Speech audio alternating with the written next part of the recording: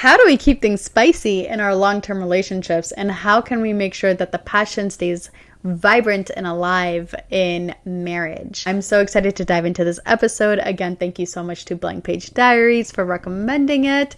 And today we have a special guest, my cat, Casper. He is super sweet, if you guys can see. He loves cuddles, and it sounds like he wants to get on the microphone. I'm really excited to dive into this episode today because it's something that I have been exploring more on my spiritual journey, which has been a lot of healing, and now it has shifted to more of awakening my creativity and igniting my Shakti, which is your life force. So I'm really happy that you guys asked about this question on rekindling the romance and keeping the intimacy alive in long-term relationships, because that is extremely, extremely important if you want to tap into your creative superpowers and your spiritual gifts. The reason so many of us are disconnected from our sexuality is because the society that we live in thrives on us not being connected to our sacral chakra.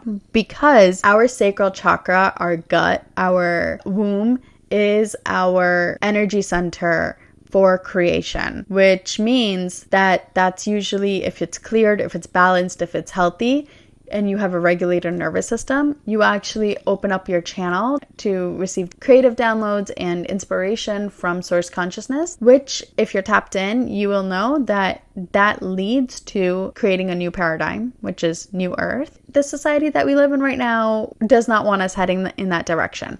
So if you are feeling the call to heal your womb or your nervous system or awaken your sexual energy, you are right on time. I hope it can help you guys awaken that next step within you and activate your goddess energy, activate your kundalini, activate your power to really rise into being the beautiful embodied sexual goddess that you are and you came here to be. Another thing I want to touch on real quick is there is so much subconscious programming that we have picked up as human beings being on this earth of shame and guilt around being sexual beings.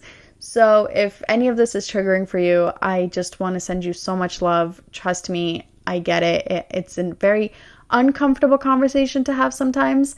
And it's also at the same time a much needed conversation to have, because we're human beings here to experience the utmost pleasure. That means being fully awakened to the fact that sexuality is not a bad thing. And it's actually a beautiful thing. And it actually holds such a high vibration for you to be able to manifest your desires and for you to be able to tap into that creative force energy. So when my husband and I first got married, we had slept together on the first day. Our energy was super electric and magnetic and just really, really strong. But then what happened was that the night before our wedding, my grandmother actually went into a cardiac arrest and she went into a coma and she passed away a month later. So immediately when we got married, there was this like huge emotional trauma that I went through, which disconnected me from my libido. Over time, that, I suppressed it. I wasn't consciously aware of it at the time. I didn't process it properly.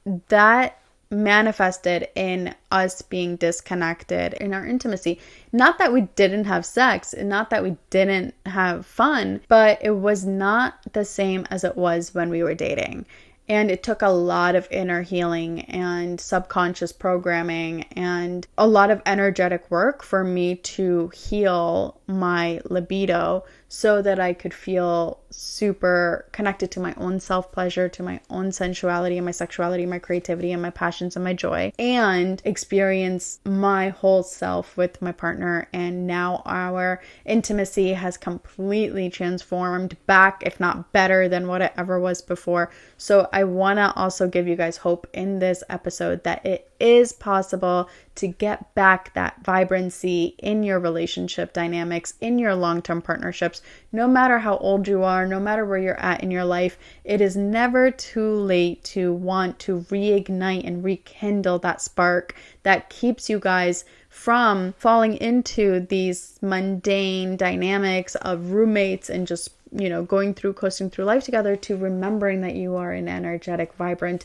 soulful, deeply intimate couple that is here to magnify the experience of being a human through things like sexual intimacy and co-creation and partnership and energy exchange. Really try to see how are these things popping up in you, in your body. The first thing is definitely that self-reflection. Is your libido blocked because of a bigger issue? I can sit here and tell you tips and tricks and toys and this and that to reignite the spark in the bedroom. But if you have a lot of energetic blocks in your nervous system, in your sacral chakra, in your body, none of that stuff is going to stick. You may try it once or twice, but it's not going to ignite you from the inside out. And if you're not familiar with my channel, not familiar with me, I am not about band-aid solutions. I truly want to get to the bottom of what the issue is, so we can nip it in the bud and you can actually heal and sustain that healing in a long-term way. Some things that I do in order to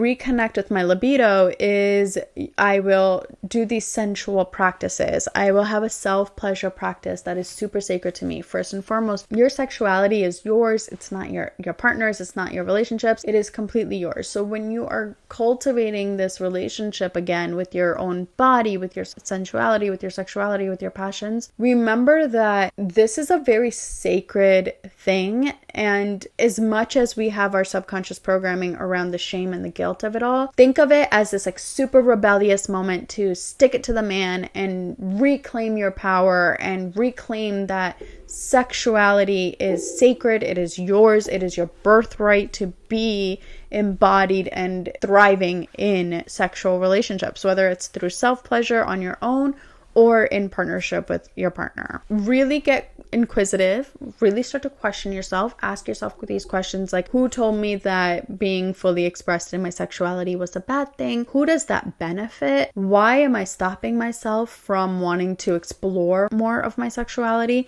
Where are the subconscious limiting beliefs coming from that tell me that I'm too old, or I'm not sexy, or I'm not attractive, or I'm not somebody who is worthy of being desired? And this isn't about the male gaze. It really is about reclaiming that sense of beauty within your own self. And if you can't find that beauty within your own self, maybe do some mirror work, which can be really, really helpful. Think about your inner child and what she deserves to know and feel and experience. And maybe think about your inner teen, whoever made her feel like she was not worthy, right? Like, all bodies are beautiful. All expressions of the human vessel is extremely beautiful. There's no such thing as a beauty standard. Yes, in our society there is, but we're reclaiming that. We're redefining that. We are learning and leaning more towards acceptance and diversity in beauty. Really question who made you feel like you were not beautiful. Who made you feel like you were not worthy of being desired and devoted to? Who made you feel like you're not deserving of being wildly cherished and loved, right? So once you start to do that self-reflection, intuitive healing within, you start to really unravel the knots around the blocks that are within your body around your own sexual connection to your body and your soul. Next, I would say, is you have been doing the work, you're feeling reconnected with your body, you're reigniting that sexual energy within. Now is the next step of having the conversation with your partner. What I don't recommend you do is go to your partner and say, hey, I want to talk about this and we're going to talk about it right now. That's going to cause a lot of like defensiveness and barriers and walls in your partner, and it's not going to benefit either of you. So what I recommend is to set a time. Say your next date night, say, hey babe, like, instead of going out for our next date night, I'd love to have a date night in. I also would love for us to talk and connect on a deeply intimate level. So what that does is preps your partner for this moment where they also have time between the moment you ask them to have that conversation to the moment that you actually have it.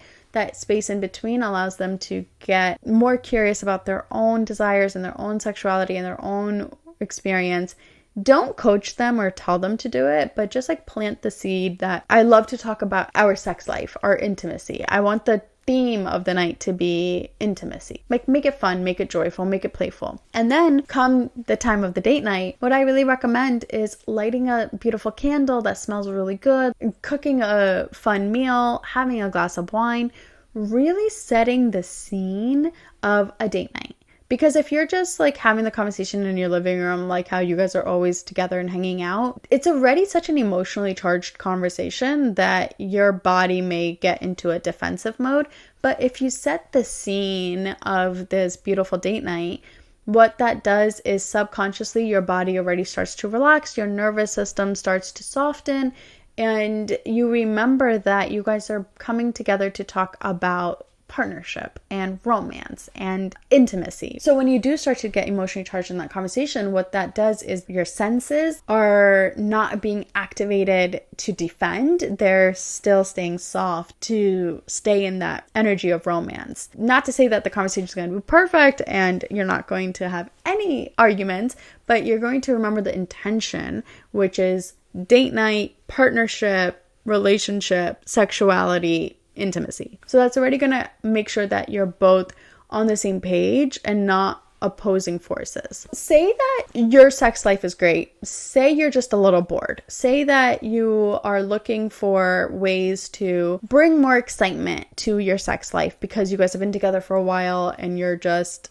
looking for more fun. This is where you typically don't need to do inner work. What this does though is allows you to tap into your creativity, right? So use your emotions to guide you to what are you curious about? What are some toys that you're curious about? What are some positions that you've been wanting to try? Maybe watch some porn together, or maybe, depending on your boundaries and what you're comfortable with. I'm not here to tell you what to do.